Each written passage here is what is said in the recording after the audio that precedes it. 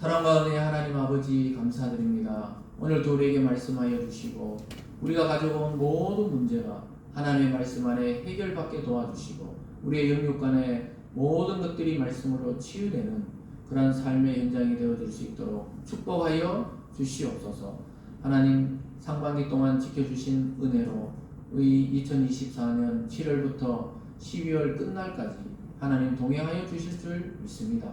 우리 모든 성도들에게 평안과 안식을 허락하여 주시옵소서. 감사드리며 예수님 이름으로 기도드리옵나이다. 아멘. 오늘 본문의 말씀을 중심으로 구원의 방식, 믿음과 행위라는 제목으로 말씀을 증가하겠습니다. 우리가 9장 전체적으로 우리가 어떻게 해서 어떤 사람은 구원을 받고 어떤 사람은 구원에 이르지 못하는지를 계속 살펴보고 있는데요. 오늘 성경을 통해서 우리 인생에는 두 가지 길이 있다고 이야기하고 있습니다. 그래서 흔히 일반적으로도 우리가 살아갈 때 그러니까 삶의 그 과정을 길에 비유하는 경우가 많이 있습니다. 그래서 어떤 사람은 나는 군인의 길을 걸었다. 그 군인은 끝까지 군인으로 남아야 된다.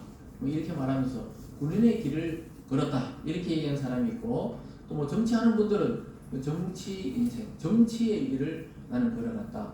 또 예술하는 분들은 예술가의 길을 걸었다. 이렇게 인생을 길로 많이 비유합니다. 그래서 흔히 인생은 또 나그네다 이렇게 말하기도 하고, 인생은 또 뭐 고난의 길이다 이렇게 고통을 많이 겪은 분들은 그렇게 이야기를 하죠. 문학가들은 또 뭐 자기 문학가의 길을 걸었다. 운동선수는 자기 어떤 종목에 따라서 뭐 야구하는 사람 야구인의 길을 걷는다. 뭐 이런 식으로 길에 비유하는 경우가 많이 있습니다. 성경에도 인생을 길에 많이 비유하고 있는데요. 근데 목적지는 딱 두 가지밖에 없다고 성경이 말씀하고 있습니다. 그것은 바로 구원인가 멸망인가, 이 두 가지 길. 그 뭐 예전의 표현들은 또 천국과 지옥. 뭐 예전의 표현이 아니죠. 성경적으로 보면은 이 최종적인 인생의 결과는 종착지는 두 가지다 이렇게 말하고 있습니다. 제가 서울에서 학교를 다닐 때 신학교가 서울에 있었는데 아주 서울에 그 강남에 있었습니다. 거기 있었는데 거기 가려면 항상 서울역에 가서 내려서 또 버스 타거나 지하철 타고 그 신학교까지 그 언덕벽에 있는 작은 산 중턱에 있는 그 학교를 이렇게 걸어 올라가고 있습니다. 그래서 주말에 딱 되면 금요일 되면 이제 수업 마치자마자 내려와가지고 서울역에서 대구까지 오는 기차를 타러 내려왔죠. 그때 보면은 KTX가 막 이제 한참 개발됐을 때예요. 그래서 막 KTX 타고 오니까 그냥 뭐 1시간 40-50분 만에 그냥 대구까지 쫙 도착하고, 올라갈 때도 그냥 타면 바로 올라가고 그런 것이 있었는데요. 동대구나 뭐 서대구역도 크지만 서울역은 모든 기차 거기서부터 보통 출발합니다. 호남선, 뭐 경부선, 경춘선 뭐 이렇게 쫙 이렇게 하는데 기차가 막 이 플랫폼마다 다 서 있어요. 1번부터 해서 뭐 한 14번 뭐 더 많은지 모르겠지만, 그래서 잘 보고 자기 기차하고 그 플랫폼 번호하고 맞춰서 딱 가야 되는데, 기차 색깔이랑 뭐 이게 똑같잖아요. KTX는 요즘엔 조금 뭐 KTX가 두 종류가 산천 일반 이런 게 있지만 산천 말이에요. 그래서 우리나라에서 만든 KTX가 있지만 그래도 비슷하거든요. 그래서 뭐 처음에 가면 정신이 없어요. 수많은 사람이 막 왔다 갔다 하기 때문에. 그래서 기차표 딱 보고 2번 플랫폼이구나. 그럼 거기 딱 가서 내 번호가 313 열차구나. 그걸 딱 타야 되는데, 한 번씩 타고 가다 보면 막 중간에 깜짝 놀라가지고 어떤 사람들이 막 이건 내 자리인데요 하고 오는 사람이 있어요. 또 옆에 보면 막 이건 내 자리 맞는데요 막 서로 막 보다 보니까 아이고 다음 차 시간에 그 자리구나 이러면서 막 그럼 막 승무원들이 와가 또 해결해 줍니다. 그 정도는 괜찮은데, 그래서 그냥 타고 가게 해요. 그 정도는 괜찮은데 못 가는 사람이 경부선을 타는 경우가 있어요.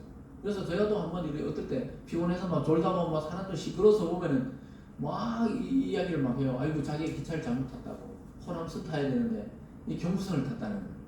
그러면 또 승무원들이 또 안내해줘요. 그 최소한 천안, 아산이나 대전까지 내려와서는 그 갈아타면 갈 수가 있거든요. 근데 이제 김천 딱 내려와 버리면 이제 호남 가는 기차가 없어요. 그럼 다시 올라가가지고 다시 상행선 타고 올라가서 내려가야 되는데 마침 그 대전쯤에서 내려가지고 메시차를 타라고 여기서 다 처리를 요즘에는 뭐 들고 다니는 그 컴퓨터처럼 이걸로 다 해결을 해주더라고. 그래서 어떤 기차를 타냐에 따라서 목포로 가느냐 부산을 가느냐 이 종착지가 다른 것처럼 성경을 보면은 우리 인생길이 다 두 가지로 마지막에 종착지가 결정된다고 이야기하고 있습니다. 살아갈 때 보면은 뭐 자기는 정치인의 길, 뭐 문화의 길, 뭐 예술의 길 이러지만은 인생이 다 두 가지로 끝이 난다고 말씀하고 있습니다. 그래서 믿지 않는 사람들도 왜 막 크게 드러나는 나쁜 짓이나 뭐 악한 행동 이런 걸 최대한 안 하려고 그러냐면 교회는 안 다니지만 죽어서 뭐가 있다고 자꾸 생각하는 거예요. 그래서 착하게 살고 선하게 살면은 천당 간다. 악하게 살고 죄를 많이 지면은 뭐 저 염라대왕에 있는 지옥에 맞떨어진다. 이런 의식이 있는 거예요. 그래서 뭐 사람들이 웬만하면 그래도 선을 행해서 살라 그러고 남들에게 해를 안 끼치고 큰 죄는 짓지 않으려고 노력하는 이유가 무엇입니까? 인간의 마음속에는 다 뭔가 죽음 이후에 대한 감각을 가지고 있도록 하나님이 만들어 놨거든요. 그래서 그 방향성을 잘 찾아서 하나님을 딱 만나면 좋은데 그렇지 않고 자기가 자꾸 종교를 만들어내요. 그래서 그걸 흔히 우리가 종교심이라고 해요. 교회를 다니든 교회를 안 다니든 모든 인간은 종교심을 가지고 있습니다. 그 종교심이 뭡니까? 어떤 것을 보면 경외감이 생기는 거예요. 큰 산을 보고 큰 나무를 보고 막 또 해외에 가보면 막 큰 폭포 같은 거 보면 막 웅장하잖아요. 그럼 사람들이 거기 대놓고 막 빌라를 해요. 경외심이 생긴다. 이게 종교심이거든요. 그 모든 인간 속에는 종교심이 있어요. 그 또 다른 말로 하면 율법에 대한 기준이 있어요. 이건 선한 것이고 이건 악하다. 그걸 또 바울의 표현으로 양심이라는 게 있어요. 양심이 있어가지고 이건 선하고 이건 악하다. 그리고 자기보다 더 위대한 존재를 보면 자꾸 경배를 하려 하는 이런 종교심을 다 가지고 있습니다. 그래서 대부분의 사람들이 아예 나는 종교가 없다. 난 종교가 없어요. 이러는데도 사실 마음속에 보면 뭔가 믿는 게 있어요. 아무것도 안 믿는다 하지만 자기는 자기 주먹을 믿는다면 그럼 자기를 믿는 거예요. 그럼 뭔가 이래 믿기 때문에 사람들이 종교심이 발휘 되는 것입니다. 그래서 성경에서는 그것을 복음과 율법이다 이러는데 제가 표현하는 건 이 종교심은 일반 종교를 말하는 게 아니고 누구나 가지고 있는 이러한 이 경외감들 어떤 것을 보면은 찬양에 나오려고 그러는 이런 이 경외심 이런 것들을 가지고 있다는 거예요. 그래서 우리가 하나님을 위해서 이렇게 예배한다 그러잖아요. 예배도 이 경배거든요. 예배한다 그러지만 모든 인간은 무언가를 예배하고 있어요. 그것이 하나님이 아니어서 문제지. 그 하나님 외에 모든 것을 일반 종교라 그래요. 그 일반 종교심을 가지고 자기가 믿는 그런 신이나 우상이나 돌 뭐 이런 것들을 가지고 계속 경배를 하는 것입니다. 그래서 우리가 받아들이는 이 복음 외에 구원의 길이 없다고 성경은 이야기합니다. 그래서 사람들이 싫어해요. 자기도 종교심이 있기 때문에 어떤 걸 경배하고 뭐 자기가 믿는 그 신이 있는데 아니 성경에는 그냥 예수 그리스도를 믿고 하나님의 자녀가 가는 방법밖에는 구원의 길이 없다니까 싫어합니다. 너무 독단적이다. 너무 독선적이다. 어떻게 하나님이 그 길만 만들어 놨겠냐 이렇게 이야기합니다. 그래서 비유하기를 아니 앞산 정상에 올라갈 때 뭐 아니 저쪽 길로도 올라갈 수 있고 앞산 중앙으로 올라갈 수도 있고 또 달서구 저쪽 달빛골로도 올라가가지고 여러 길이 있어가지고 정상에만 가면 되지 어떤 것을 통해서든 하나님을 만나면 되지 이렇게 생각한다면 그게 종교 다원주의다 이렇게 말합니다. 다양한 방식으로 해서 하나님을 만나면 되는 거 아니냐. 그 인간은 그렇게 생각해요. 그게 자기 본의적인 종교심입니다. 그래서 자기 편리대로 그냥 뭐 이렇게 하나님 찾아가면 되지 않냐 이렇게 말을 하는데요. 근데 오늘 성경에서는 두 가지 길밖에 없다. 구원의 방식은 두 가지가 있어요. 믿음으로 구원받든지 행위로 구원받든지. 행위로 구원받으려면 성경에 나오는 모든 말씀을 한 핵이라도 틀리지 않고 100% 자기가 지키면은 행위로 구원을 받을 수 있어요. 근데 이미 우리 첫사람 아담과 하와가 하나님의 첫 약속인 아담과 하와가 뭘 따먹었죠? 네? 왜 우리 지아는 사과를 먹어가지고 왜 이렇게 됐냐고 이러는데 왜 사과를 먹었냐 이러는데 좀 약간 의미 있는 표현은 맞아요. 왜 남자들이 왜 목이 튀어나오냐? 이게 이제 그 영어로는 아담스 애플이라고 그래요. 아담이 사과 먹다 걸려가지고 요 목젖을 우리는 있잖아 이걸 그냥 목젖이지만은 영어식 표현은 아담스 애플이라고 하기도 해요. 요 사과 먹다 걸렸다. 또 우리나라의 어떤 사이비 종교에서 옛날에 복숭아 먹다 걸렸다. 복숭아 시골에 걸렸다 이렇게 그렇게 하기도 하는데 사실은 선악을 알게 하는 나무의 열매는 어떤 건지 몰라요. 근데 그 열매는 그걸 취해서 먹는 순간 선과 악을 알게 하는 지식이 생긴다. 이렇게 되어 있거든요. 그래서 흔히 서양 그림에 보면 사과로 많이 표현이 되어 있습니다. 어쨌든 첫사람이 이미 이렇게 하나님 약속과 어겼기 때문에 이미 우리는 행위로는 더 이상 구원받을 수 없게 되어 있어요. 그래서 하나님이 첫 언약은 행위 언약이거든요. 이걸 따먹으면 사망에 이르고 안 먹게 되면 생명에 이르게 된다. 이 약속을 이미 어겼기 때문에 행위로는 안 돼요. 이제는 믿음의 길을 걸어가야 되는 것입니다. 그래서 모든 종교가 주장하는 건 뭐냐? 내가 가지고 있는 이 종교심이 순수하다고 자꾸 생각해요. 사람은 내 마음은 내 겉은 이렇게 살아가지만 내 속에 있는 깊이 있는 마음은 순수하다고 자꾸 생각하고 있는데 그것이 착각이라는 거예요. 그래서 성경에서는 만물보다 부패한 것이 인간의 마음이라고 해요. 그럼 마음이 깨끗합니까? 우리가 있잖아요. 어릴 때는 우리 마음은 순수하고 깨끗하다 이렇게 생각하지만 마음이 깨끗해요? 오히려 겉으로는 멀쩡하지만 속으로 온갖 생각을 다 하잖아요. 마음이 안 깨끗하다는 걸 아마 어른들은 다 알 거예요. 이 아이 때는 좀 덜하지만 온갖 생각을 다 하거든. 미운 놈이 있으면 막 죽여 살려 이런 생각부터 해서 온갖 마음에서 사실은 이 죄의 폭풍이 일어나거든요. 근데 사람들은 그래도 뭔가 단 하나 내 마음은 순수할 거라 생각하고 자꾸 자기가 종교심을 가지고 어떤 돌이나 나무나 신에 대해서 빌잖아요. 그 길이 틀렸다고 성경은 이야기하고 있습니다. 그래서 순수한 종교심을 발휘해서 열심히 자기가 수양하고 선을 행하다 보면 신을 만날 수 있고 구원에 이룰 수 있다. 이렇게 말합니다. 구원의 방식이 우리가 믿는 복음과는 완전히 달라요. 그 복음은 뭐라 그래요? 자꾸 뭘 하지 말라 그래요. 우리 복음. 가만히 있으라는 거예요. 말씀을 그냥 들으라는 거예요. 그리고 어느 날 믿어지게 된다. 그래서 사람들 참 이 복음을 설명하기 사실은 어려워요. 그냥 앉아 있어 봐라. 교회 와서 자꾸 말씀 듣다 보면 어느 날 귀가 열린다. 사람들이 이해가 안 되는 거예요. 아니 논리로 좀 설명해 봐라는 거예요. 근데 그 논리로 설명이 안 되는 것입니다. 그런데 우리가 자기 종교심이나 율법으로 구원받기는 얼마나 쉽습니까? 그냥 100번 기도하고 100번 착한 일 하면은 천국의 계단을 뭐 한 계단씩 올라가게 된다. 이렇게 알아가면 얼마나 쉬워요. 앉아서 기도하고 믿으라 그러고 성경을 통해서 성령이 우리를 깨닫게 한다 그러니까 이 참 어려운 일입니다. 그래서 여러분 교회 다니고 예수님 믿는 게 굉장히 쉬운 것 같잖아요. 어려운 거예요. 이 믿음으로 구원받는다는 사실이 굉장히 어렵습니다. 왜냐하면은 우리가 행동하는 걸 좋아하거든요. 인간은 내가 뭘 만들어내고 내가 뭘 하고 이런 걸 좋아해요. 그러면 우리가 행동하는 거 뭡니까? 여러분 오늘 이 더운 날 나와가지고 막 대구는 뭐 오늘 일기예보 보니까 대구 이야기만 딱 하던데 보니까 라디오에서 대구는 비가 오지 오늘 뭐 34도입니다 뭐 이러면서 어제 막 36도가 5도 체감온도 어제 37도였다 막 이렇게 대구 이야기가 여름만 되면 막 이야기합니다. 그래서 서울에 있는 목사님들이 저희한테 안부 부를 때 맨날 데프리카에서 잘 견디고 있습니까? 이렇게 와요. 데프리카 덥다는 걸 다 아는 거예요.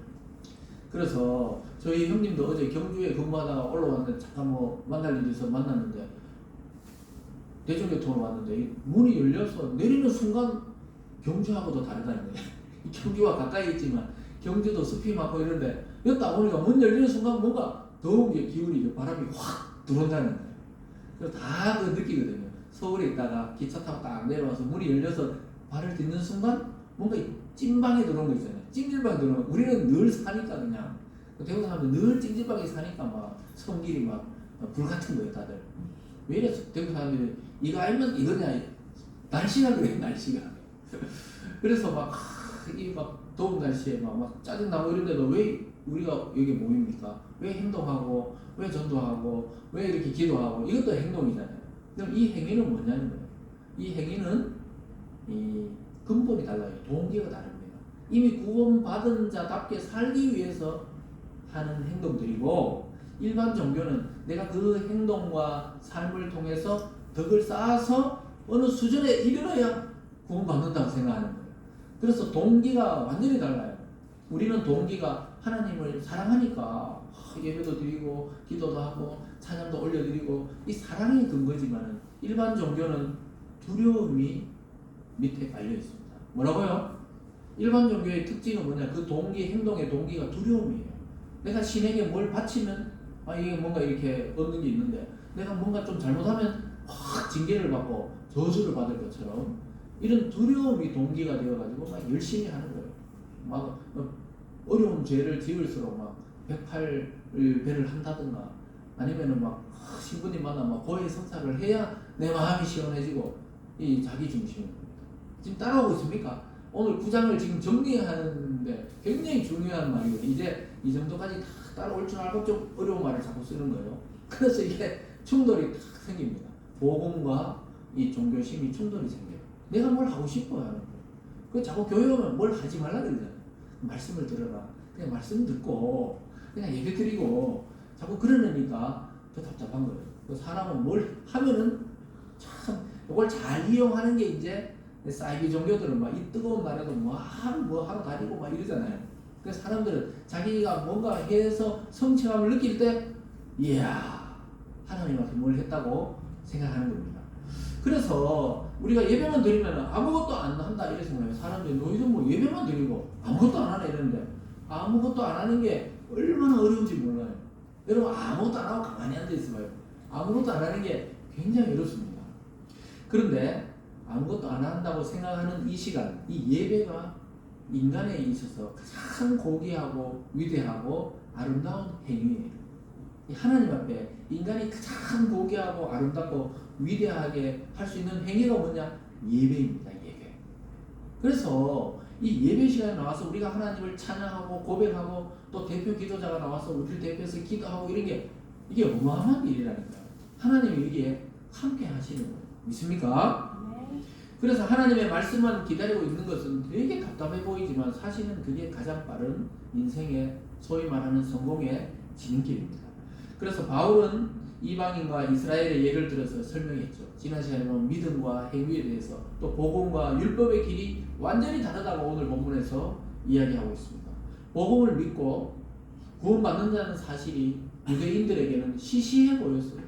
왜냐하면 자기들이 아브라함으로부터 해가 전통적으로 할례도 행하고 율법도 행하고 또 모세를 통해 십계명도 받고 막 이런 것들을 지켜가지고 하나님 앞에 막 소도 드리고 양도 막 번제를 드리면서 뭔가 자기들이 그 종교적인 깊은 거기에 빠지는 것 같았는데 죽은 예수 믿고 십자가를 달려 죽은 그 예수, 초라한 예수 그 똑같이 자기들하고 똑같은 유대인인데 똑같은 인간을 믿고 구원받는다니까 받아들일 수가 없어요. 이 사람이 너무 시시하게 생각했던 거예요.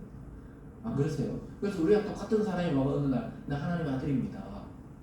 여러분을 위해서 나는 십자가 길로 갑니다. 막 이러니까 우리는 이미 2000년 전에 돌아가시고 부활하신 예수, 신격화된 예수를 믿으니까 좋지. 그 바로 옆에 따라다니던 사람들은 긴가민가 했어요. 계속 제자들도 부활해가 성령이 오시기까지 긴가민가 했다니까요. 부활해서 막 40일 동안이나 왜 제자들 만나고 예수님 돌아다니셨을까요? 안 믿으니까. 이게 안 믿기니까 자꾸 와서 나 부활했다. 그렇지만 하나님의 보좌로 올라가야 된다. 자꾸 이렇게 설명을 해주고 그때도 헷갈리니까 성령이 이제 오순절날 와서 완전히 변화되어서 전 세계로 나가서 복음을 전하는 사람들이 된 것입니다. 그래서 육신을 가진 예수님, 십자가에 못 박혀 죽은 초라한 예수를 믿으면 구원받는다니까 유대인들은 도저히 그것이 이해가 안 될 뿐더러 믿고 싶지도 않았던 거예요. 사실은 일부 사람들은 하나님의 아들 메시아인 것 같다고 생각했거든요. 근데 그의 형색이나 그가 걷는 길이나 그가 죽는데 그 마지막 십자가에 죽으면 이건 너무 구원자 같지 않은 거예요. 자기들은 이 세상에 메시아가 오면 이 세상을 뒤집고 유대 그 나라가 이 세상의 최고의 나라가 되고 이렇게 될 줄 알았거든요. 로마의 압제를 막 뒤집고 로마 황제를 다 없애버리고 그런 강력한 메시아가 올 줄 알았는데 뭐 그냥 조용조용히 갈릴리 돌아다니면서 말씀 전하고 그리고 어느 날 마지막에는 십자가에 달려 죽고 저런 메시아는 우리가 원하던 메시아가 아니다. 이래서 그냥 배척을 한 거예요. 사도 바울도 그렇게 배척을 했다가 부활하신 예수님 만나서 자기가 핍박하던 그 그리스도인들의 말이 참말이라는 걸 깨닫고 완전히 돌아서서 지금 복음을 전하고 있는 것입니다. 그래서 사람들은 자기가 뭘 하는 걸 좋아해요. 예전에 지나가다가 여러분 혹시 얼굴이 참 밝아 보이시네요. 저도 횡단보도 건널 때 항상 한 몇 번을 들은 것 같아요. 얼굴이 참 복이 많아 보이십니다. 얼굴이 빛이 나십니다. 두 명이 꼭 이제 가방 뭐 깜깜해서 딱 메고 와서 참 얼굴에 복이 많으시네요. 조상이 참 덕이 있으시네요. 그러면서 도를 아십니까? 이렇게 다 하는 게 예전에 요즘엔 도를 아십니까? 이래 안 물어봐요. 얼굴이 참 밝거든요. 여기서 빛이 나는데 저보고 제 이름이 원래 빛날 룩자잖아요. 빛이 나죠. 근데 빛이 나네요. 그럼 막 설명하다가 그런데 뭐 한 가지가 부족하다는 거예요. 그러니까 이것만 다 하면은 조상들이 참 좋은 데 가시고 그 복을 받게 되고 그리고 그럼 뭐 하라고요? 그럼 뭐 하면 됩니까? 이렇게 물어보면은 제사를 드리면 된대. 제사를. 그 자기들이 드리는 방법이 있어요. 제사 얼마입니까? 기본이 20이고 뭐 얼마가 그래 그 알죠? 도를 아십니까? 종교 있잖아요. 몇 번이나 잡혔어요.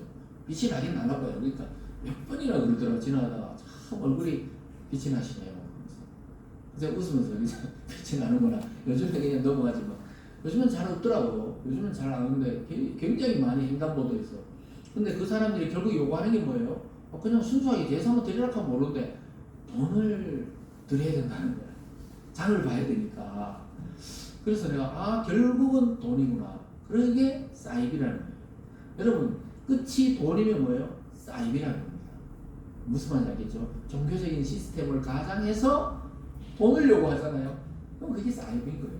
교회 건물 차려놓고 막 이러지만은 교회 안에서 결국은 돈 내세요. 마지막엔 돈입니다. 이렇게 이야기하면 어떻게 돼요? 그게 종교랑 비슷한데 가짜다. 그게 사입이라는 뜻이거든요. 그거는 게 사입이라는 거예요. 자기들도 모르게 그냥 거기에 빠져가 자기들도 전도하러 다니지만 우리가 객관적으로 보면 그게 바로 이 사입이라는 거예요. 근데 그 사람들은 얼마나 열심인지 몰라요. 제 후배도 지금도 거기 지도자가 돼가지고 열심히 옛날에 운동하던 애인데 열심히 거기 가서 지금 그 안에서 결혼하고 그 요즘도 항상 새해 되면 연락 왔거든요. 새해 건강하시고 꼭 1월 1일 날 문자가 왔는데 그래 어느 날 결혼하다 그러는데 거기서 결혼하네 거기서 결혼하네 요즘도 또 다른 애가 돌을 닦는데 그래서 거기서 그 길로 그냥 계속 가는 거예요. 우리가 볼 때는 참 있잖아 이상하지만 그들은 굉장히 진지합니다.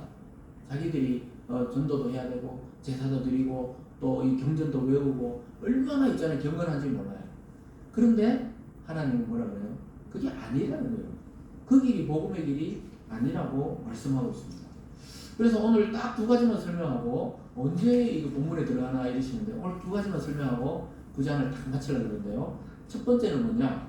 믿음과 은혜와 복음을 듣고 하나님이 칭의를 주세요. 의롭다고 칭하시는 존재가 그 길이 하나의 길입니다. 그게 구원의 길이에요. 뭐라고? 믿음과 은혜와 복음을 통한 구원의 길. 그게 바로 30절에서 이렇게 말합니다. 그런즉 우리가 무슨 말하리요? 의를 따르지 아니한 이방인들이 의를 얻었으니 곧 믿음에서 난 의요. 그게 말하잖아요. 우리가 무슨 말하리요? 우리가 지난 시간까지 쫙 살펴봤는 그 내용을 말하는 거예요. 우리가 무슨 말해요? 의를 따르지 않은 이방인들, 즉 하나님의 율법도 모르고 하나님도 모르고 아브라함도 모르는 이방인들이 의를 얻었는데 어떻게 의를 얻어요? 믿음에서 난 의라는 거예요. 저와 여러분이 아브라함의 후손도 아니잖아요. 유대인도 아니잖아요. 어떻게 구원받았어요? 믿음에서 난 의. 의라는 것이 깨끗하다 이 말이에요. 완전하다 이 말인데 우리는 완전하지 않는데 믿음을 통해서 완전함을 이루신 예수 그리스도의 의가 우리에게 뭐가 돼요? 전달이 됐어요. 그래서 저와 여러분은 예수 그리스도라는 백신을 딱 맞은 거예요. 영원히 죽지 않는 그 예수 그리스도라는 백신을 우리가 맞은 거예요. 그래서 우리는 영원히 믿음으로 의롭게 된 줄 믿으시기 바랍니다. 그래서 우리는 이방인들이에요. 우리도 이스라엘 민족이 아닙니다. 근데 율법이 뭔지도 모르고 모세가 사실 성경을 들어서 알지 모세가 누군지 교회 오기 전에 어떻게 알았어요? 아무도 몰라요. 모세가 누군지 아브라함이 누군지 다니엘이 누군지 다윗이 누군지 또 이 여로보암이 누군지 느로보암이 누군지 어떻게 알겠어요? 이스라엘 왕들이 이름인데. 근데 어떻게 해요? 그런 거 다 몰라도 되는데 예수를 믿고 믿음으로 의롭게 되었다고. 이렇게 우리를 칭의라고 신학적 용어로 칭의, 의롭다고 칭했다 이 말입니다. 저와 여러분은 하나님이 의롭다고 하신 하나님의 약속의 자녀인 줄 믿으시기 바랍니다. 그래서 앞에 제가 길게 오늘 설명한 거예요. 이런 길이 있고 저런 길이 있는데 교회 나와서도 사람들이 자꾸 열심을 통해 하나님께 나가라 그러는 경향이 많습니다.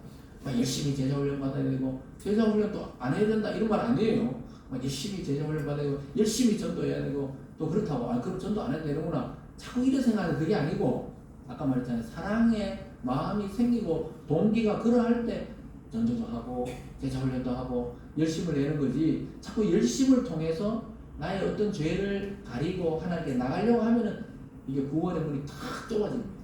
그래서 교회 나와서도 자꾸 달리는 사람이 있어요. 달린다는 거죠. 율법으로 자꾸 흘러가는 사람이 있어요. 자꾸 하지 말라는 거예요. 말씀 듣고 또 말씀 듣고 간식 먹고 또 말씀 듣고 이렇게 하면 우리 내면이 변화돼서 우리 일상에서도 그리스도인답게 살아갈 수 있게 되는 줄 믿습니다.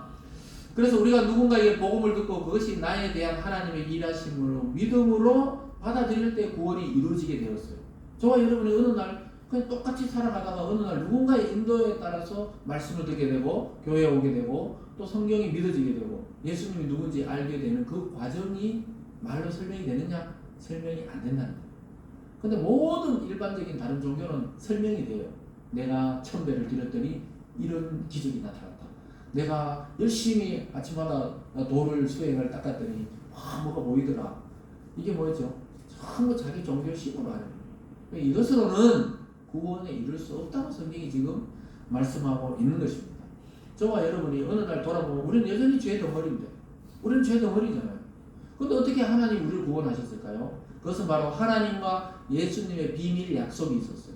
그게 뭡니까? 내가 이 땅에 내려가서 죄인들 위해 죽으면은 그리고 그것을 믿는 자에게는 하나님 나랑 똑같은 자녀의 권세를 주실 거죠? 하나님 좋다 그렇게 하자. 이게 비밀 약속이.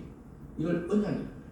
그러니까 우리가 모르는데 이미 창세전에 하나님과 예수님과 성령님 이 삼위일체가 약속하신 게 뭡니까? 예수를 믿는 자는 예수와 똑같이 대우해 주겠다는 게 하나님과 예수님의 비밀 언약입니다.